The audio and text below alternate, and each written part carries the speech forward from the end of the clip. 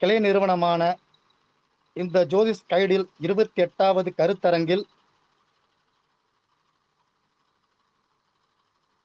ஜாதகங்கள் கொடுப்பனை அறியும் விதம் என்ற தலைப்பின் அடிப்படையில் அடியேனை பேச அழைத்தமைக்கு நமது நிறுவன ஐயா அவர்களுக்கும் சேலம் ஐயா ஆசிரியர் எனது ஆசான் பொன் சரவணையா அவர்களுக்கும் நன்றி கலந்த வழக்கத்தோடு என் உரையை தொடங்குகிறேன்.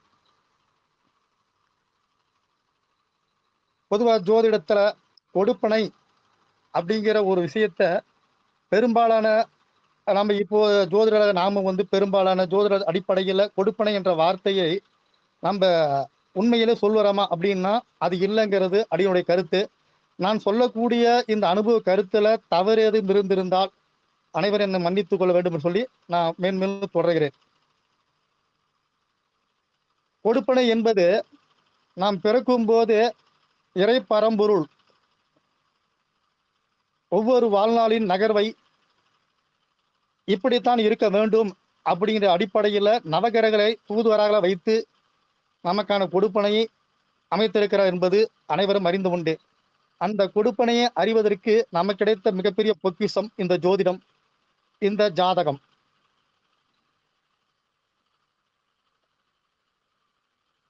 இந்த கொடுப்பனையை அடியேன் இதுவரை 2 முறையின் அடிப்படையில் பார்ப்பேன். அதாவது விதி கொடுப்பனை, கதி கொடுப்பனை என்ற அடிப்படையில் ஜாதகங்களை ஆய்வு செய்வேன். விதி கொடுப்பனை என்று சொல்ல போனால், அதாவது லக்கண அடிப்படையில் இருக்கக்கூடிய ஒவ்வொரு பாவகமும் காலபுருஷ தத்துவ அடிப்படையில், லக்கண அடிப்படையில் உள்ள ஒவ்வொரு பாவகமும் காலபுருஷ தத்துவ அடிப்படையில் எப்படி இருக்கிறதோ அதனுடைய தன்மை நம்ம லக்கண அடிப்படையில் பாவகத்துக்கு இருக்கும் என்பது விதி கொடுப்பனை. வழக்கம் போல் லக்கணத்திலிருந்து ஒவ்வொரு பாவகமாக ஆய்வு செய்வது என்பது கதி கொடுப்பனை என்று அடியேன் இதுவரை என்னுடைய ஆய்வுல நான் இதுவரை அப்படித்தான் பார்த்து கொண்டிருக்கிறேன். அந்த அடிப்படையில அப்ப அது சொல்லணும், எப்படி சொல்லலாம்னு பார்த்தீங்கன்னா, இப்போ உதாரணத்துக்கு ஒருத்தருக்கு 7ஆம் பாவகம் அப்படிங்கிறது, 7ஆம் பாவகம் அப்படிங்கிற லக்கண அடிப்படையில் 7ஆம் பாவகம், ரிஷப லக்கணத்திற்கு 7ஆம் பாவகம் விருச்சகம் அப்படிங்கும்போது இந்த விருச்சகம் காலபுருஷ தத்துவப்படி 8ஆம் இடமாக வருகிறது.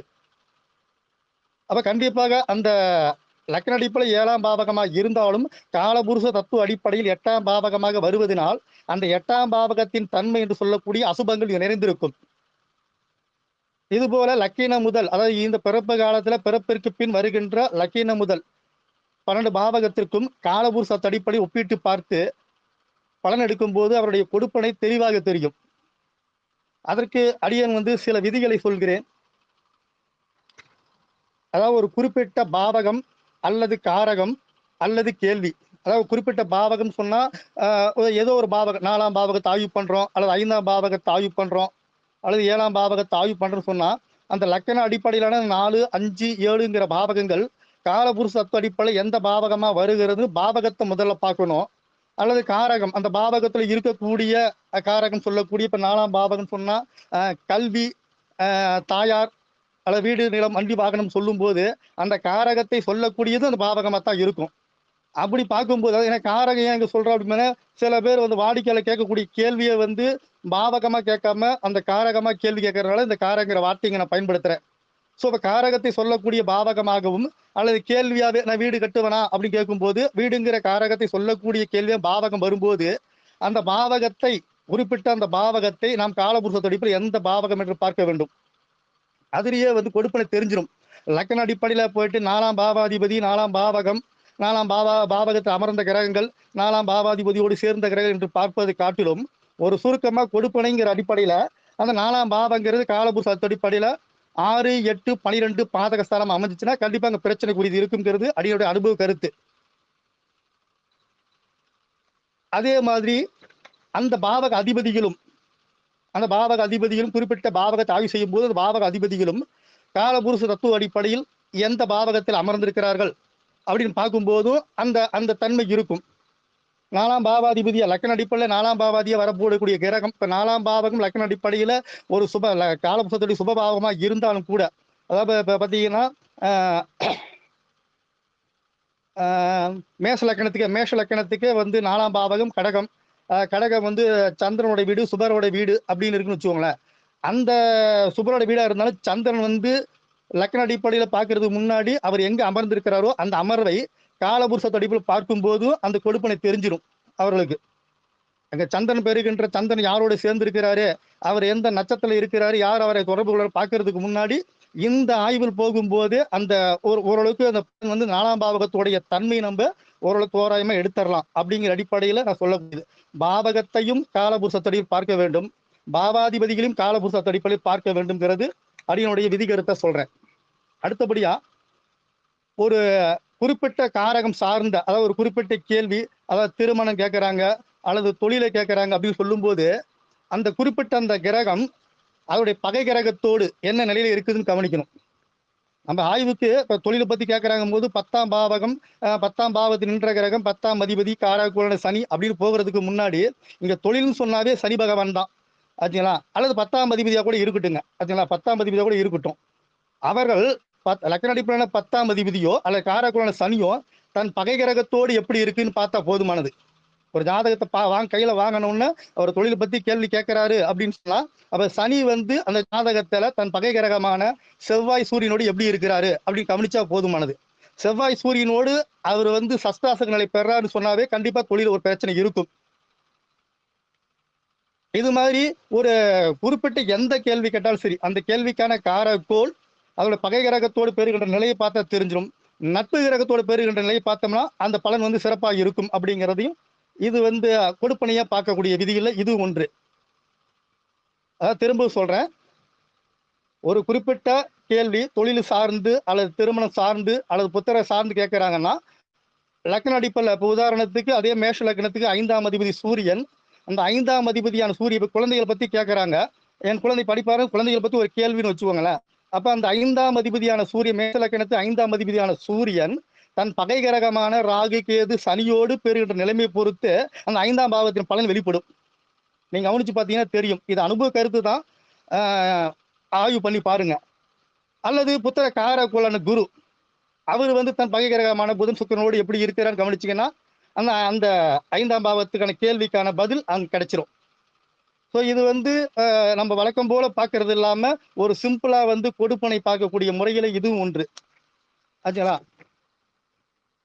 அடுத்தபடியா ஏற்கனவே நமக்கு தெரிஞ்சுதான், நம்ம பாவத் பாவன் பார்ப்போம். அந்த மாதிரி பாவக அதிபதியும் காரகோளும், பாவக அதிபதியும் காரகோளும் அந்த பாவகத்திற்கும் காரகோளுக்கும் என்ன நிலையில இருக்காங்கன்னு கவனிச்சா போதுமானது.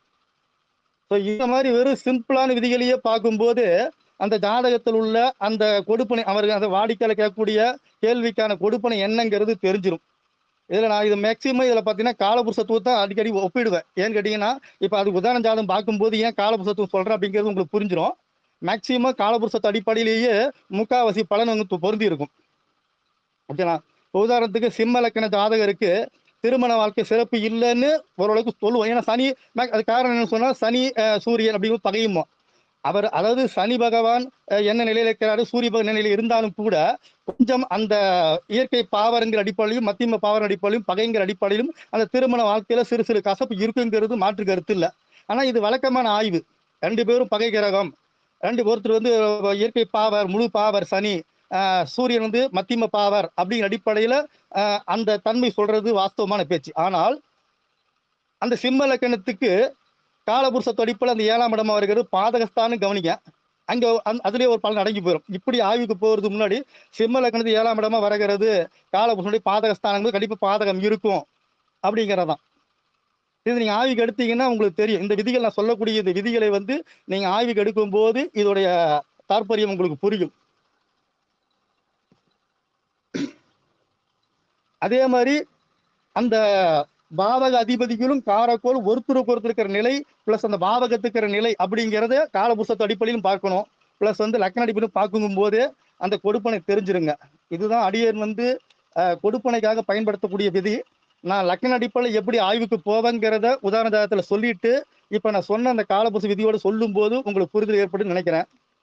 அடுத்தது இந்த கொடுப்பனையை கண்டுபிடிச்சதுக்கு அப்புறம் இதை சம்பவமாக சொல்லக்கூடிய திசா புத்தி பலன் அடியன் எப்படி பார்ப்பேன் அப்படிங்கிறதையும் சொல்லிடுறேன். திசா புத்தியில வந்து பாத்தீங்கன்னா இயங்கும் பாவகம் பாதிக்கப்படும் பாவகம் இந்த 2 மட்டும் தான் எடுப்பேன். அந்த திசையில எந்தெந்த பாவகம் இயங்கும், எந்தெந்த பாவகம் பாதிக்கப்படும் அப்படிங்கிறதான். இயங்கும் பாவகத்தை பார்க்கிறதான விதி அதையும் நான் சொல்லிடுறேன். அதாவது திசை அல்லது புத்தி ரெண்டுமே ஒண்ணுதான், ரெண்டுக்குமே ஒரே ஃபார்முலா தான். திசையை நடத்தக்கூடிய கிரகம் எந்த நட்சத்திரத்தில் நிற்கிறதோ அந்த சாரநாதனுடைய பாவகம் ஃபர்ஸ்ட் இயங்கும்.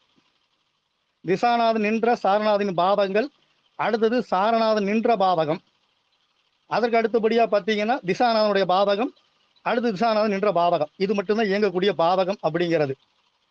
ஸோ இந்த அடிப்படையில் திசையில இயங்கக்கூடிய பாவகத்தை எடுப்பேன். பாதிக்கப்படும் பாவகம் அப்படிங்கும்போது திசையாக இருந்தாலும் சரி, புத்தியாக இருந்தாலும் சரி, புத்திநாதன் அல்லது திசாநாதன் நின்ற இடத்துக்கு 2ஆம் இடம். அதாவது குரு வந்து பார்த்தீங்கன்னா, குரு வந்து உதாரணத்துக்கு ரிஷபத்துல இருந்து புத்தி நடத்துறாருன்னா அதுக்கு 2ஆம் இடமான மிதுனம் பாதிக்கும். அடுத்து 6ஆம் இடமான துலாம் பாதிக்கும். 8ஆம் இடமான தனுசு பாதிக்கும். என்ன அடிப்படையில் அப்படின் போது சொல்லும் போது உங்களுக்கு புரிதல் ஏற்பட்டிருக்கும். அதாவது ரிஷபத்தில் இருக்கிற குரு மிதுனத்தை விரயப்படுத்தி இங்க புத்தி நடத்துறார். ரிஷபத்தில் இருக்கிற குரு மிதுன பாவகத்தை விரயப்படுத்தி அங்க புத்தி நடத்துறார். மற்றதெல்லாம் சஷ்டாசக நிலை தான். அதாவது துலாம் வந்து 6ஆ வரும்போது புத்திநாதன் வந்து 8ஆம் இடத்துல இருப்பார் அப்படிங்கிறனால சஷ்டாசக நிலை. அதே மாதிரி தனுசு 8ஆ வரும்போது ரிஷபம் வந்து 6ஆ வரும். இதுவும் சஷ்டாசக நிலை. அப்ப பாதிப்புங்கிறது இது மட்டும்தான். 2, 6, 8 இந்த அடிப்படையில் தான் ஒரு ஒரு புத்திக்கும் திசைக்கும் நான் எடுக்கக்கூடிய அமைப்பு அப்படிங்கிறத சொல்லிக்கிறேன். ஓகேங்களா? அடுத்து கோச்சாரத்துல 2 ரூல்ஸ் தான் அடியன் பயன்படுத்துவேன். எனக்கு தெரிஞ்சு நான் இதை பயன்படுத்தி இருக்கேன். கோச்சாரம் எவ்வளவு ஃபார்முலா இருந்தாலும் அடியன் பயன்படுத்தக்கூடியது 2 முறை தான். என்னன்னு பாத்தீங்கன்னா, இப்ப நம்ம சொன்ன ஃபார்முலாவை அப்படியே பார்க்க வேண்டியதுதான். இப்போ ஒரு ஒரு சம்பவத்தை, அதாவது குரு வந்து சனியோடைய நட்சத்திரம் இயக்குறாரு அப்படின்னு சொன்னா, ரிஷபலக்கணத்து குரு வந்து சனியோட நட்சத்திரம் 9, 10 இயக்குவாருன்னு சொல்றோம் இல்லைங்களா? அப்ப குரு சனியோட நட்சத்திரம் இருக்கக்கூடிய காலம் திரும்ப அதே ராசியிலும் பயணம் போது சம்பவம் நடக்கும். அடுத்தது சனி நட்சத்திரம் அதாவது விருச்சகத்துல மட்டுமில்ல மீனத்துல இருக்கு. அப்படிங்கும்போது அவரு சனி நட்சத்திரம் எங்கெல்லாம் இருக்குது அங்கெல்லாம் பயணம் பண்ணும் போது நடக்கும். 2 விதி மட்டும்தான் அடியன் வந்து கோச்சாரத்துல பயன்படுத்துவேன். ஸோ அடியன் வந்து கொடுப்பனை பார்க்கறதுக்கு பயன்படுத்தக்கூடிய விதி வந்து காலபுருஷத்துவ அடிப்படையில் பாவகத்தையும் பாவக அதிபதியும் பார்ப்பது. அடுத்தது வந்து திசா புத்தி இயங்கும் பாவகம் பாதிக்கும் பாவகம் 2 அடிப்படையில் எடுக்கிறது. அடுத்து கோச்சாரத்து 2 விதி.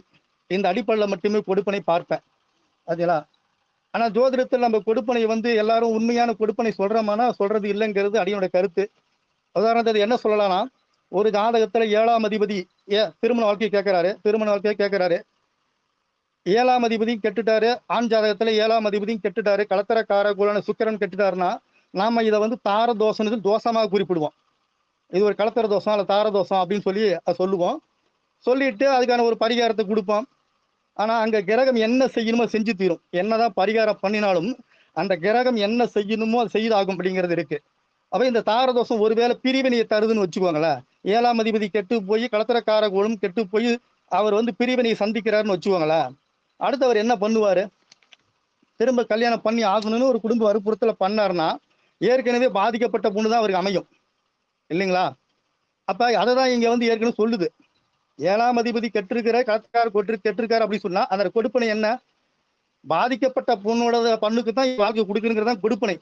ஆனால் இங்கு கொடுப்பனை என்பது வாழ்வியல் அடிப்படையிலும் மனதளவின் அடிப்படையிலும் ஏற்றுக்கொள்ளாத இருக்குது. அத விஷயம் உண்மையிலே ஜோதிடத்துல சொல்லக்கூடிய இந்த கொடுப்பனை, இப்ப நான் சொன்ன அந்த கொடுப்பனையை வந்து வாழ்க்கை அடிப்படையில் கொண்டு போகும்போது யாரும் ஏத்துக்க மாட்டாங்க. ஒரு 25 வயசு பையன் முத கல்யாணம் பண்றாருன்னா அவருக்கு வந்து இந்த மாதிரி 7ஆம் அதிபதி கலத்திர கெட்டிருக்கு, ஸோ நீங்க வந்து பாதிக்கப்பட்ட பொண்ணுக்கு தான் வாழ்க்கை கொடுக்குன்னு சொன்னா கண்டிப்பா ஏத்துக்க மாட்டாங்க. ஸோ கொடுப்பனை என்பது உண்மைதான், அது நடந்தே தீரும் ஆச்சுங்களா. ஆனா வாழ்வியல் அடிப்படையில இந்த கொடுப்பனையை வந்து ஏத்துக்கிறது இல்லைங்கிறது அடியனுடைய கருத்து. அதுதான் நடைமுறை இருக்கிறதுன்னு சொல்றோம். அதே மாதிரி தோஷங்கள்ல ராகு கேது ஒரு கொடுப்பனையை சொல்லலாம். ராகு கேது தோஷத்துக்கு நம்ம சொல்லக்கூடிய என்ன சொல்றோம் பாத்தீங்கன்னா, ராகுவும் கேதுவும் சர்ப்ப கிரகங்களா சொல்லி, இருள் கிரகங்களா சொல்லி, பாவர்களா சொல்லி, அவர் குறிப்பிட்ட இடத்துல, அதாவது இப்ப நாகதோஷத்து விதிக்கு பாத்தீங்கன்னா 1, 7, 2, 8, 5, 12 இவ்விடங்கள்ல இருந்தா அது நாகதோஷமா சொல்லுது. இது குறிப்பா எதுக்கு பாக்குறாங்கன்னா திருமண வாழ்க்கையை பாக்குறாங்க. நீங்க நல்லா கவனிக்கணும்.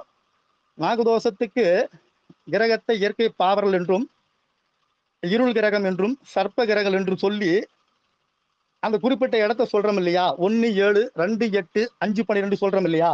அந்த பாவங்களை மட்டும் கவனிச்சு பாருங்க. அதே மாதிரி இது எதுக்கு பாக்குறாங்க கவனிச்சு பாருங்க. திருமணங்கிறது மனமுடல் சார்ந்த விஷயம் பிளஸ் அதன் மூலமாக சந்ததி பெருக்குவது, சமுதாயத்தை பெருக்குவது அப்படிங்கிறதான் நம்ம சந்ததி நம்ம வாழ்ந்ததுக்கான அடையாளத்தை நம்ம கொண்டு வர்றது அப்படிங்கிற அடிப்படையில் இருக்குது. அந்த பாவகம் அதை தான் சொல்லும். சரிங்களா? ஆனால் இங்கு நாம ஒவ்வொரு வினையுமே வந்து அனுபவிக்கிறது நம்மை போல ஒரு உயிர் காரகத்தின் மூலம் தான் அனுபவிப்போம். ஆச்சுங்களா? ஆனா சொல்றது என்னமோ காலில் முள்ளு குத்துனா முள்ளு வந்து குத்தின்னு சொல்லுவோமே தவிர நம்ம போய் குத்திட்டு சொல்ல மாட்டோம். அதுபோல வினைகள் என்பது நம்மால் அல்லது நம் முன்னோர்களால் நமக்கு இருக்கும். அதனுடைய தான் அனுபவமே தவிர கிரகங்கள் வந்து அந்த இடத்துல உக்காந்துக்கிட்டு நான் தோஷமா செயல்படுறேன், இது பண்ணுவோம் அப்படிங்கிறது இல்லை அப்படிங்கிறது அடியோட கருத்து. என்னன்னா ராகு கேது அப்படிங்கிற கிரகத்துக்கு நாம ஒரு உயிர் காரகத்தும் கொடுக்குறோம். அதாவது ராகு வந்து தந்தை வழி பாட்டனார பாட்டி, கேது வந்து தாய் வழி பாட்டனார பாட்டி அப்படின்னு கொடுத்துருக்கோம். அப்ப அந்த உயிர் காரகுத்தம் சொல்லும் போதே பாருங்க, நம்ம வகுத்திருக்கிறது அந்த ராகுக்கு தந்தை வழி பாட்டனார் அப்படின்னு சொல்லியும், கேதுக்கு தாய் வழி பாட்டனார் சொல்லியிருக்கோம். நம்மளுடைய பிரதிபலிப்பு இன்னைக்கு வந்து யோகானந்த் அப்படின்னு இருக்கிறாருன்னா, என்னுடைய தாத்தாவுடைய ஆன்மாவுடைய பிரதிபலிப்பு எங்க அப்பாவுடைய ஆன்மா பிரதிபலிப்பு நான், இல்லைங்களா? அப்ப அதை சுட்டி காட்டுவதன் ராகு. அப்படிங்கும்போது அந்த இடங்கள்ல குறிப்பிட்ட திருமணத்துக்காக பார்க்கறதும், அந்த திருமணத்துக்கு சொல்லப்படக்கூடிய அந்த அதாவது அந்த ஆன்ம பிரதிபலிப்பு சொல்லக்கூடிய இடங்கள் தான் அந்த நாகதோஷத்துக்கு. அப்படிங்கும்போது இந்த பாட்டனார் அதாவது 2 வகை முப்பாட்டனார்களும் விட்டு போன கர்மா அல்லது அவர்களுக்காக நம்ம செய்யப்படாத கர்மா அது அங்கே புதைக்கப்பட்டிருக்குது. அப்படிதான் இந்த நாகதோஷத்தை அடியேன்னு பார்ப்பேன். ஆச்சுங்களா? ஸோ அப்ப கொடுப்பனை இதுதான், உண்மையிலே கொடுப்பனை இதுதான். ஆனா அதை வந்து யாரும் வந்து ஏத்துக்க மாட்ட, கிரகம் மேல பழி போட்டுறது. ஆச்சுங்களா? கிரகம் மேல பழி போட்டுறது. அதனால வந்து கொடுப்பனை என்பது அடியோட புரிதல் இது அப்படி சொல்லிக்கிறேன். அடுத்தபடியா இப்ப நாம வந்து வாடிக்கையாளர் வந்து இப்ப நம்ம வந்து இப்ப இன்னைக்கு முதுநிலை பாடத்திட்டத்துல நமக்கு வந்து சிறியர் ஜோதி வித்தியாலயத்துல முதுநிலை பாடத்துல சந்திரநாடி ஒன்று இருக்கு. அதுவும் கொடுப்பனைக்கு ஒரு சிறப்பான ஒரு பாடமா சொல்லலாம், சந்திரநாடி. ஆச்சுங்களா? ஏன்னா ஜாதகத்துல ஏற்கனவே எழுதப்பட்டதை நம்ம வந்து பல மாதிரி காரணம் சொல்லிட்டோம், தோஷங்களா சொல்றோம், அல்லது ஏதோ காரணம் சொல்லி அதை வந்து நகர்த்தி வச்சாலும் கேள்வி கேட்கிற நேரத்துல சந்திரன் வந்து நம்மளை இயக்குறாரு. அப்ப அங்க நம்ம செயல்பாடு தான் அங்க வெளிப்படுது அப்படிங்கிறத வெளிப்படுத்திக்கிறேன்.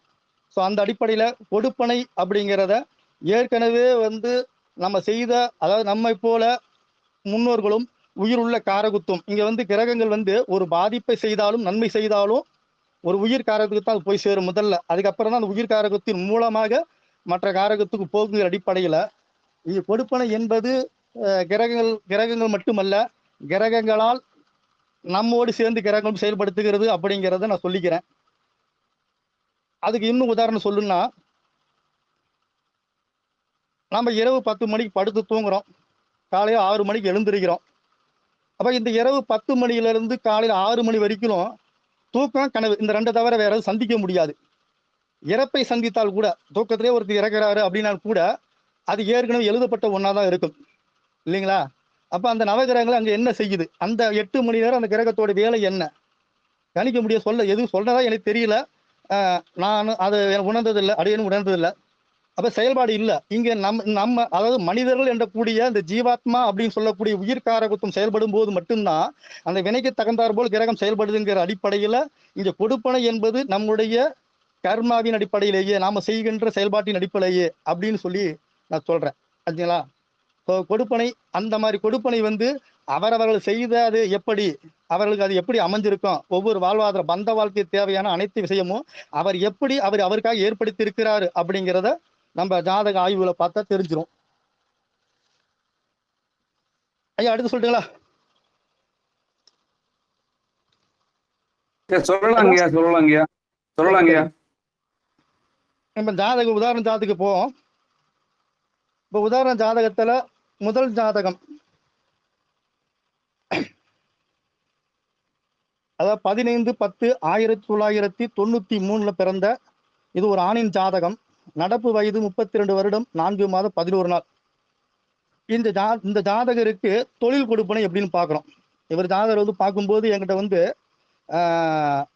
நான் வந்து வெளிநாடுலாம் போகணும்னு ஆசைப்பட்டேங்க, ஆனால் வந்து என்னால் போக முடியல அப்படிங்கிற அடிப்படையில் தொழில் பார்க்க சொல்லி கேட்டார். இப்போ நான் பாருங்க, நான் முதல்ல லக்கின அடிப்படையிலான தொழில் கொடுப்பனை சொல்லிட்டு அதை ஏற்கனவே சொன்னது போல காலபுருஷத்தோடு ஒப்பிடுறேன். அப்ப வந்து அந்த விதி கொடுப்பனை எந்த அளவுக்கு நம்ம கதி கொடுப்பனையோட பொருந்தும் அப்படிங்கிறத நீங்க பார்த்தா புரிஞ்சிடும். சரிங்களா? ஸோ லக்னம் வந்து தனுசு லக்னம். லக்னாதிபதி குரு, ஜாதகரை சொல்லக்கூடிய கிரகமான குரு 11ஆம் பாவகத்தில் இருக்கிறாரு. சரிங்களா? 10ஆம் பாவாதிபதி புதன், அவரும் அவரோடு சேர்ந்து இருக்கிறாரு. கூடவே செவ்வாய் இருக்கிறார். சரிங்களா? இங்க வந்து எப்படி நான் எப்படி பாப்பா அப்படி பாத்தீங்கன்னா, இப்ப 10ஆம் பாவகத்துல சுக்கிரன், சந்திரன், சூரியன் 10ஆம் பாவகத்தை ஆய்வு பண்ணும்போது 10ஆம் பாவகத்துல சுக்கிரன், சந்திரன், சூரியன் இருக்கிறாரு. அதாவது இங்க சுக்கிரனும் புதனும் பரிவர்த்தனை. அப்ப அங்க 9, 10 கூடிய, அதாவது 9ஆம் இடத்து அதிபதியான சூரியனும் 10ஆம் அதிபதியான புதனும் சேர்ந்து பரிவர்த்தனை தர்ம கர்மாதி யோகம் ஒண்ணு இருக்கு. அதே நேரத்தில் 8ஆம் அதிபதியான சந்திரன் அங்க இருக்கிறாரு. சற்று அந்த அது வந்து அந்த தர்ம யோகத்தை வந்து சற்று வலிமையிழக்க செய்தாலும், அவர் வந்து சந்திரன் பொறுத்தவரை சந்திரன் அப்படிங்கிறவர் வந்து தன்னோடு சேர்ந்த கிரகத்தை அடிப்படை இயங்குவார் அப்படிங்கிற அடிப்படையில அவர் ஒன்றும் பெருசா அந்த இடத்துல பாதிப்பை தர மாட்டாருங்க. ஆச்சுங்களா?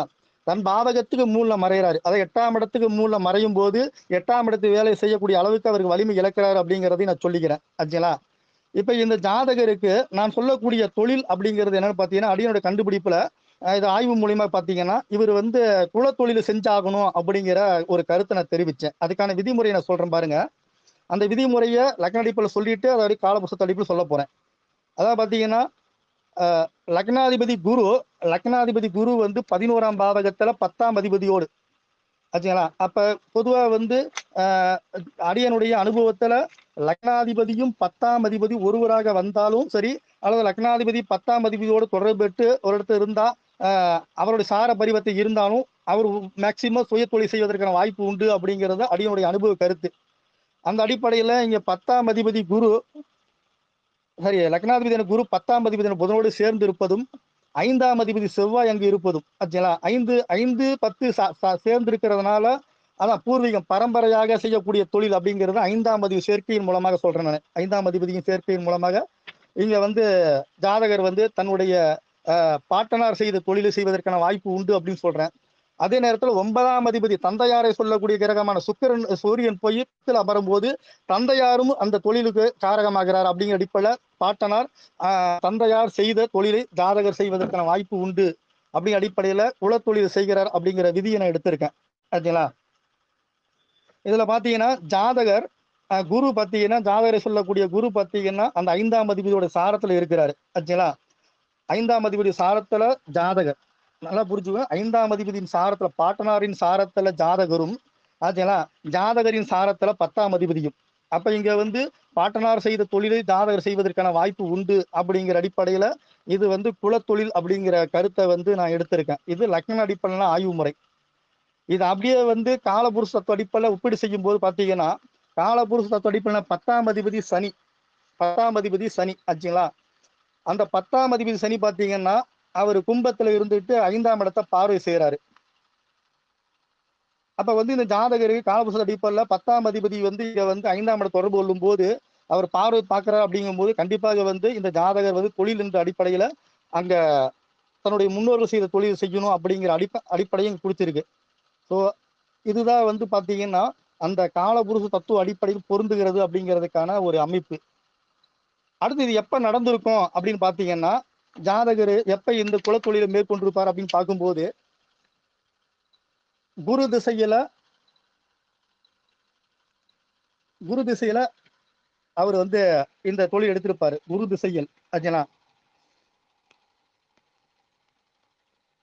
ஏன்னா குரு வந்து பாத்தீங்கன்னா செவ்வாயுடைய சாரத்துல இருக்கனால இயங்கும் பாவகம் அப்படிங்கிற அடிப்படையில குரு திசை காலகட்டத்துல அவர் கண்டிப்பாக வந்து இந்த பாட்டனார் செய்த தொழில் குரு எடுத்து செஞ்சிருக்கிற வாய்ப்பு உண்டு.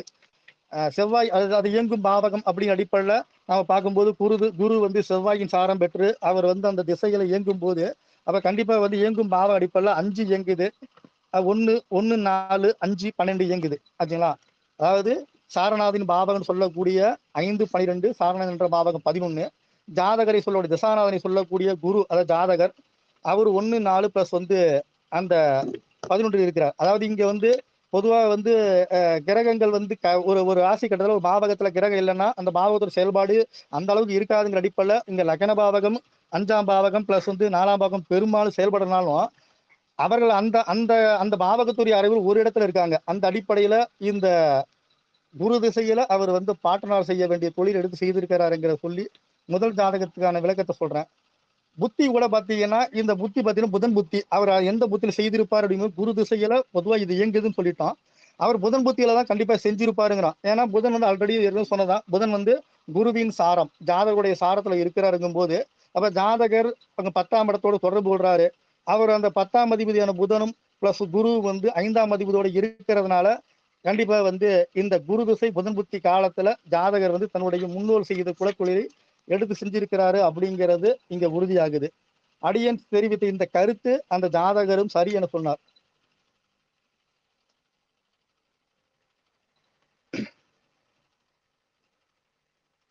அடுத்த உதாரண ஜாதகம்.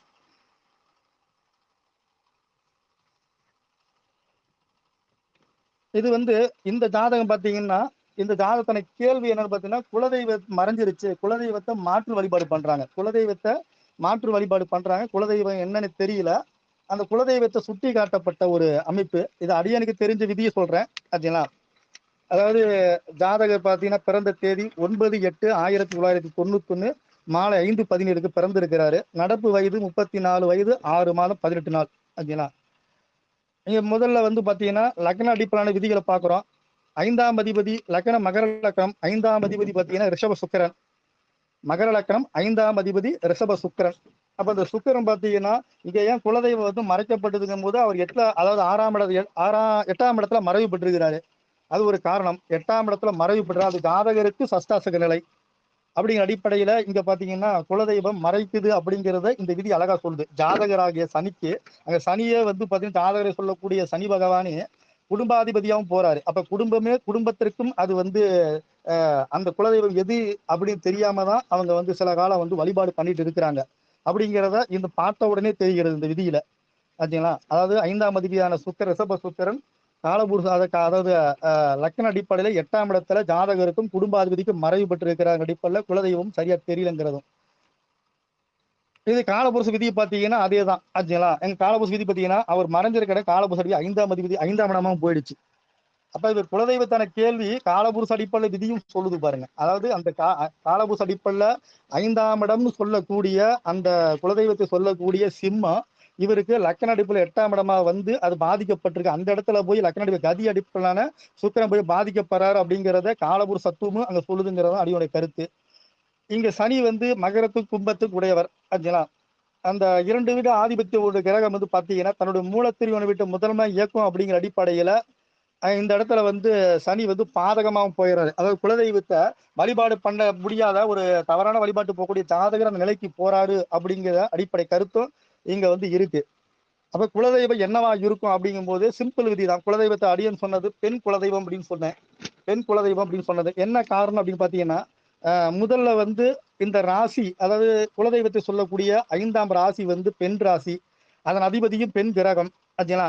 அவர் பெற்ற சாரமும், அதாவது ஒரு ஒரு கிரகம் வந்து அதாவது குரு சுக்கிரன் யாராக கூட இருந்தாலும், பாவராக இருந்தாலும் சுபராக இருந்தாலும் எந்த கிரகத்துடைய சாரகிரம் அவர்களால் இயக்கப்படுவார், அவருடைய தன்மை தான் அவருடைய இருக்கும் அப்படிங்கிற அடிப்படையில இந்த சுக்கிரனுக்கு சாரம் கொடுத்த கிரகம் கேது அப்படிங்கிற அடிப்படையில கேதுவை வந்து தெய்வத்துக்கு சமமா சொல்லும் போது அவரை பெண் கிரகமாக பாவித்து சொல்றேன். அதனால வந்து இங்க மேக்சிமம் இங்க வந்து இந்த ஜாதகருக்கு வந்து குலதெய்வம்ங்கிறது பெண் தான்.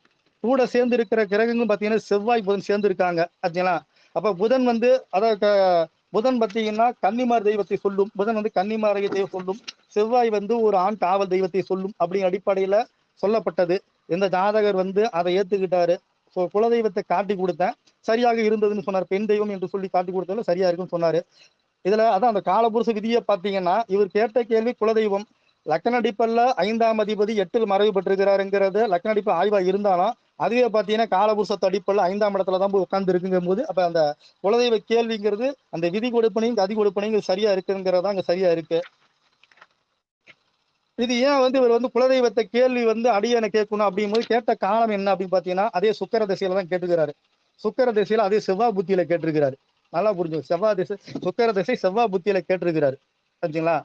அப்ப வந்து இந்த இடத்துல வந்து அந்த குலதெய்வத்தை கேட்பதில்ல, செவ்வாய் புத்தியில கேட்கிறார் அப்படிங்கும்போது இங்க செவ்வாய் எது சம்மந்தம், சுக்கிரன் கூட வந்து 5ஆம் அதிபதி. ஆனா செவ்வாய் என்ன சம்பந்தப்படுறாரு அப்படின்னு பார்க்கும்போது, செவ்வாய் வந்து பாத்தீங்கன்னா அந்த சுக்கிரனின் சாரம் பெற்றிருக்கிறார். குலதெய்வத்தை சொல்லக்கூடிய அந்த சுக்கிரனுடைய சாரம் பெற்ற செவ்வாய். அதனாலதான் கரெக்டா அந்த சுக்கிர திசையில், அதாவது குலதெய்வத்தை சொல்லக்கூடிய சுக்கிரன், அந்த குலதெய்வத்தை சொல்லக்கூடிய சுக்கிர சாரம் பெற்ற செவ்வாயின் புத்தியில இந்த ஜாதகரை கேள்வி கேட்டிருக்கிறாரு அப்படிங்கிற அடிப்படையில அந்த கேள்வியும் சரியா பொருந்தது. பிளஸ் வந்து விதி கொடுப்பனை கதி கொடுப்பனை அடிப்படையில் சரியா பொருந்துங்கிற சொல்லி 2வது கொடுப்பனை நான் சொல்லி முடிக்கிறேன்.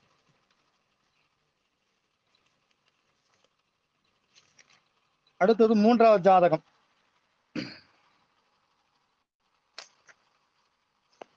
இது ஒரு ஆண் ஜாதகம்.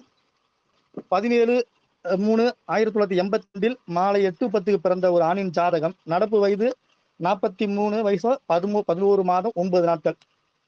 இந்த ஜாதகருக்கு தற்போது ஒரு, அதாவது இந்த திசா புத்தியில நடக்கூடிய செவ்வாய் திசை குரு புத்தியில திடீர்னு கண் பார்வை இழந்துட்டார் இவர்.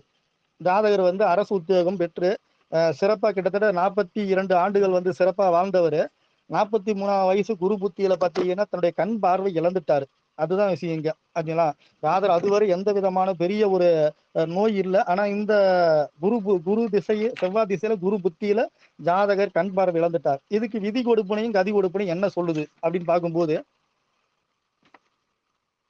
செவ்வாய் வந்து இங்க வந்து பாத்தீங்கன்னா லக்ன அடிப்படையில் செவ்வாய் வந்து பாத்தீங்கன்னா 3க்கும் 8க்கும் உடையவர்.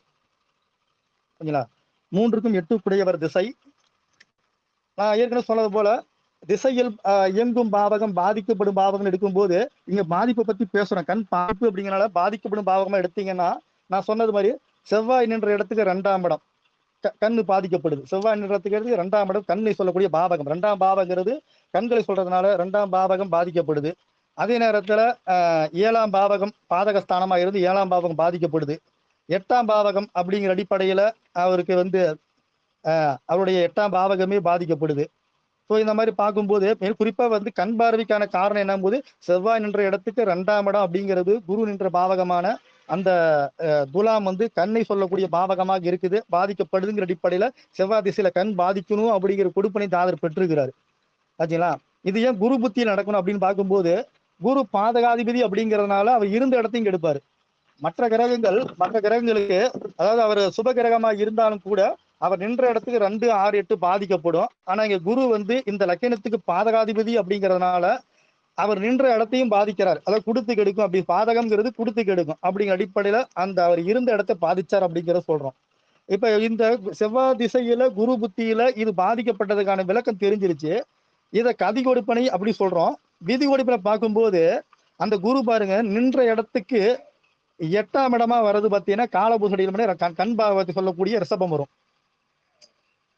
லக்கண அடிப்படையில விதி பார்த்தோம். செவ்வாய் நின்றத்துக்கு 2ஆம் இடம் பாதிக்குது அல்லது குரு பாதகாதிபதியா இருந்து அந்த இடத்த பாதிக்கிறாரு அப்படின்னு சொன்னாலும், அதே வந்து காலபூசடி பார்க்கும்போது துலாத்துக்கு 8ஆம் இடமா ரிஷபம் வருது. அந்த ரிஷபங்கிறது கண் பாவகத்தை சொல்லக்கூடிய ராசிங்கிறதுனால இங்க விதி கொடுப்பனை கதி கொடுப்பு 2மே இங்க அமர்ந்திருக்குது அப்படிங்கிறத அடியன் வந்து சொல்றேன்.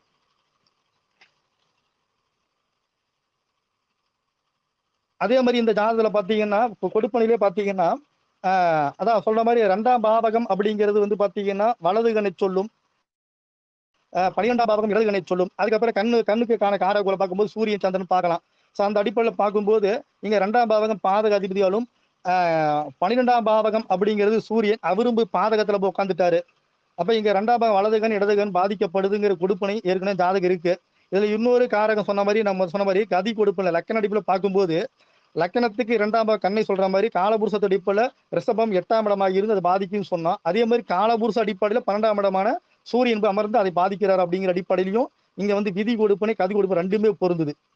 அதே மாதிரி சந்திரன் பாத்தீங்கன்னா அவர் வந்து கேதுவோட சேர்ந்து அவரும் அது கெட்டிருக்காரு அப்படிங்கிற அடிப்படையில பிறக்கும் போதே வந்து இந்த குறிப்பிட்ட திசா காலம் வரும்போது, ஏன்னா செவ்வாய் பாருங்க 4ஆம் பார்வையா அந்த சந்திரனையும் பாக்குறாரு, 7ஆம் பார்வையா சூரியனையும் பாக்குறாரு. அப்ப இருந்து தன்னுடைய இருப்பிடத்திலிருந்து 2ஆம் இடத்தையும் பாதிக்கிறாரு. தன் பார்வையின் மூலமாக சந்திரனை சூரியனும் பாதிக்கிறார் அப்படிங்கிற அடிப்படையில இந்த ஜாதகர் இந்த குறிப்பிட்ட செவ்வாய் திசை குரு புத்தியில கண் பார்வையை இழக்கணும் அப்படிங்கிறது ஏற்கனவே எழுதப்பட்ட கொடுப்பனையாக இருக்குது. ஓகேங்களா?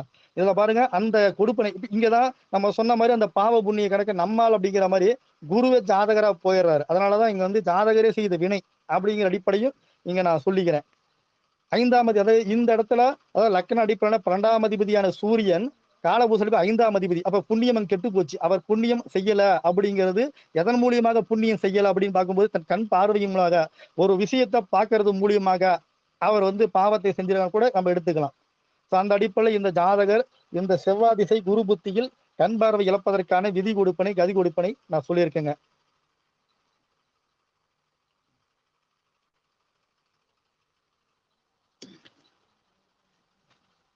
அடுத்த ஜாதகம் இது ஒரு ஆண் ஜாதகம். இந்த ஜாதகம் என்ன பாத்தீங்கன்னா இந்த ஜாதகத்துடைய கேள்வி என்னன்னு பாத்தீங்கன்னா இவர் படிக்கும்போது வயது கம்மி தான். அதாவது 24 வயது 1 மாதம் 12 நாள் ஆகுது. இந்த ஜாதகம் வயது கம்மியா இருந்தாலும் படிக்கிற காலத்துல ஒரு பெண்ணை விரும்பி இருக்கிறாரு. அந்த பொண்ணு விரும்பி இருக்கு. 2 வீட்டாருமே அந்த காதல் வந்து திருமணம் வரைக்கும் போயிடுச்சு. அந்த காதல் வந்து திருமணம் வரைக்கும் சம்மதம் சொல்லிட்டாங்க. அதை நிச்சயம் பண்ணியாச்சு. திருமணம் வரைக்கும் போயிடுச்சு. ஆனா திருமணம் போன அந்த கல்யாணம் வந்து கடைசியில வந்து நின்றுச்சு. அந்த பொண்ணு வேணாம்னு சொல்லிட்டு போயிடுச்சு. கடைசி நேரத்துல அந்த பொண்ணு வேணாம்னு சொல்லிடுச்சு. இது ஏன் அப்படிங்கிற மாதிரி கேள்வி. அதே நேரத்துல அந்த கல்யாணம் நின்று இப்ப தற்போது நடக்கக்கூடிய திசா புத்தியில இந்த ஜாதக திருமணம் நடந்து முடிஞ்சிருக்கு அப்படிங்கறத சொல்லிக்கிறேன். அப்ப இந்த காதல் கல்யாணம் நின்றதுக்கான காரணம் என்ன? 2 பேரும் சம்மதிச்சும் அவங்க அந்த காதல் கல்யாணம் நின்றதுக்கான காரணம் என்ன? நடப்புல படி திருமணம் வந்து குடும்ப நபர்களால் ஏன் திருமணம் நடந்துச்சு அப்படிங்கிறதுக்கான கொடுப்பனை பார்க்கும்போது இப்ப பொதுவா வந்து ஏற்கனவே சொல்லப்படுறதுதான் எப்பவுமே சொல்ற மாதிரி சனிச்சந்திரன் புணர்ப்பு தோஷம் அப்படிங்கிறது இந்த ஜாதகத்துல இருக்குது.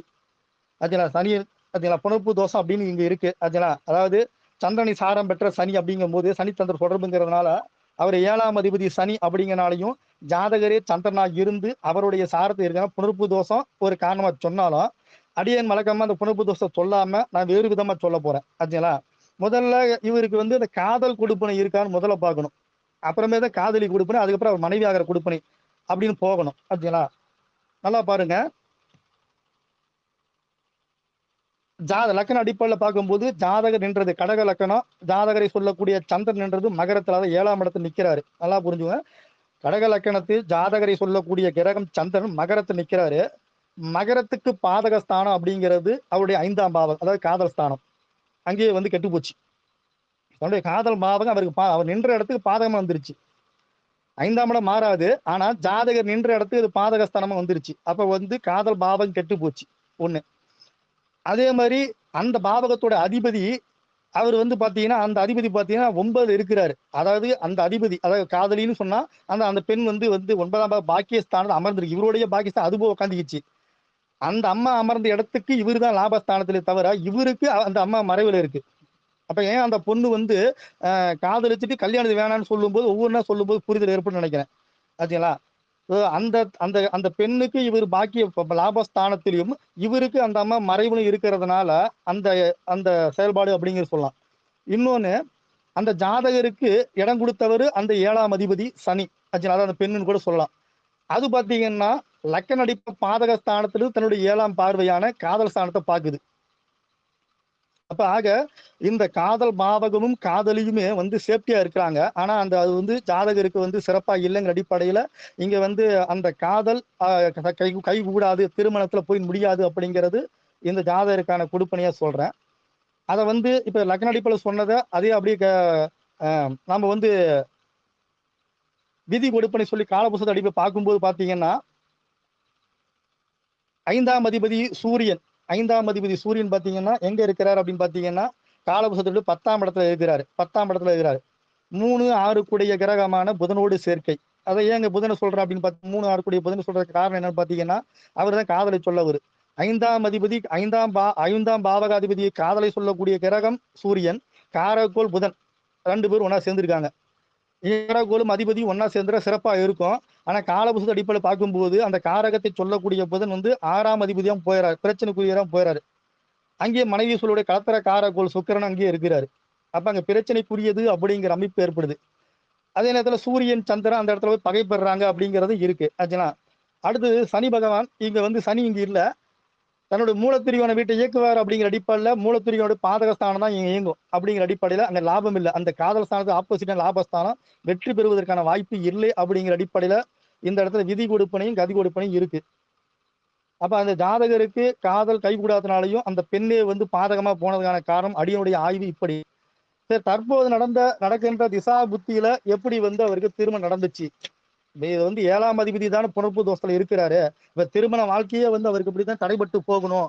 ஏன் நடக்கல அப்படின்னு நடந்துச்சு, திருமணம் நடந்ததுக்கான காரணம் என்ன அப்படின்னு பார்க்கும்போது பாத்தீங்கன்னா, லக்ன அடிப்படையில பார்க்கும்போது அந்த 7ஆம் பாவகத்தில் அமர்ந்தவர் சூரியன், அதாவது குடும்பாதிபதி அல்லது தந்தை காரக்குள் அப்படின்னு சொல்லலாம். அடுத்தது சந்திரன் வந்து ஜாதகரா பேசிட்டாலும் இப்ப தாய் காரக்குளம் எடுக்கும்போது தாய் தந்தையர் 7ஆம் பாவத்துல இருக்காங்க அப்படிங்கிற அடிப்படையிலையும் ஆச்சுங்களா. புதன் வந்து இங்க 3 12 அப்படி 3ங்கிறது இடமாற்றம் அல்லது வெளியிடம் சொல்லும். அதே மாதிரி 12 வெளியிடத்தை சொல்லுங்கிற அடிப்படையில ஜாதகருக்கு அறிமுகம் இல்லாத வெளியிடத்துல ஒரு பெண்ணை வந்து தந்தையாரும் தாயாரும் பார்த்து பண்ணி வைக்கலாங்கிற கொடுப்பனை தான் இவருக்கு இருக்கு. அதனாலதான் அந்த இடத்துல வந்து அவருக்கு வந்து குடும்ப நபர்களால் திருமண கொடுப்பனை இருந்திருக்கு. இங்க சனி பாதகத்துல அமர்ந்தாலும் கூட காரகோள் சுக்கிரன் அங்க இருக்கிறதுனால அந்த சனி காதலியா இருந்து கட் ஆயிடுச்சு. இங்க சுக்கிரன் வந்து தற்போதைய மனைவியா வந்து சேர்ந்திருக்கு அப்படிங்கிற அடிப்படையில ஜாதகருக்கு காதல் திருமண கொடுப்பனை இல்லை. குடும்ப நபர்களால் வந்துதான் திருமணம் நடக்கும்னு சொல்லி அடியன் தான் வந்து இதுக்கு வந்து பொருத்தம் பார்த்து எல்லாமே முடிச்சது அடியன் தான். கடைசி வரையிலுமே வந்து சாந்தி முகூர்த்தம் அடியன் தான் டைம் குறிச்சு கொடுத்து அடியன் தான் அப்படிங்கிறத நான் சொல்லிக்கிறேன்.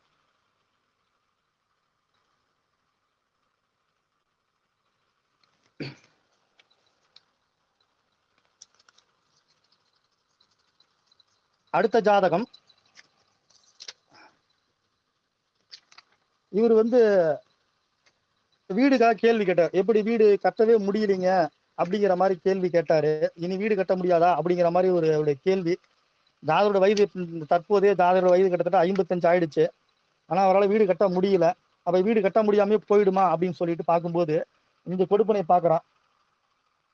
பொதுவா வந்து நான் ஏற்கனவே சொன்னதான், இங்க வந்து பகை கிரகங்கள் சஷ்டாசகம் அப்படிங்கிறத நான் இன்னும் சொல்லாம சொல்லிட்டு போயிட்டு இருக்கேன். ஸோ இந்த பகை கிரக சஷ்டாசகம், அதே மாதிரி பாவக அதிபதி ஜாதகருக்கு சஷ்டாசகம் இந்த நிலையா இருந்துச்சுன்னா அந்த பலன் சிறப்பா இருக்காது அப்படிங்கிற அடிப்படையில இங்க ஜாதகர் இதுவும் கடக லக்கணம். ஜாதகரை சொல்லக்கூடிய சந்திரன் மகரத்துல, மகரத்துல சந்திரன் இருக்கிறாரு. 4ஆம் அதிபதியான சுக்கிரன் வந்து சிம்மத்துல இருக்கிறாரு. அப்ப வந்து இங்க சுக்கிரன் வந்து 4ஆம் பாவாதிபதி சுக்கிரன் வந்து ஜாதகருக்கு சஷ்டாசனங்களை பெறுவதனாலும் அவர் கூட வந்து பாத்தீங்கன்னா அந்த 2ஆம் வருமானத்தை சொல்லக்கூடிய கிரகமும் அங்கேயே இருக்கு. அதே மாதிரி பாத்தீங்கன்னா 3 12 விரயத்த அதிபதி அங்கேயே இருக்காங்க. ஸோ ஜாதகருக்கு வந்து அந்த சுக்கிரன் சேர்ந்தவர் சிறப்பு இல்லை.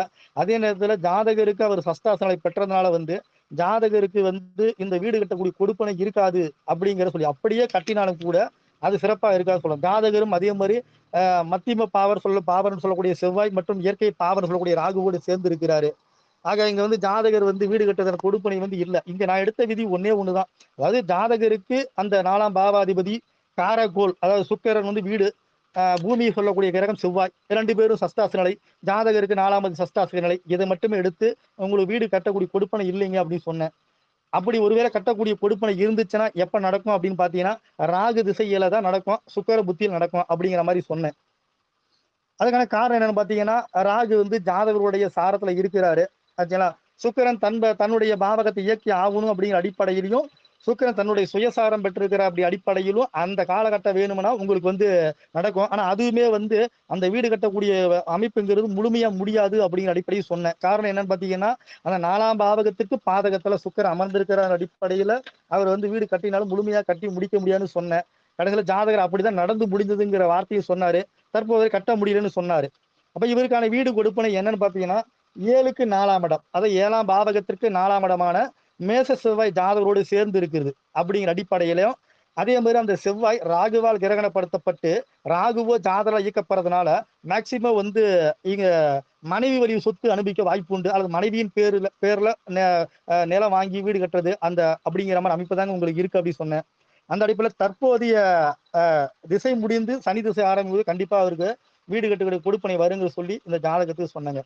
அதுனா இதுல வந்து காலபுருஷத்துவம் என்ன அப்படின்னு பாத்தீங்கன்னா ஆல்ரெடி காலபுருஷம் விதி கொடுப்பனே சொல்லிட்டோம். 4ஆம் பாவாதிபதி சுக்கிரனா சொன்னோம்.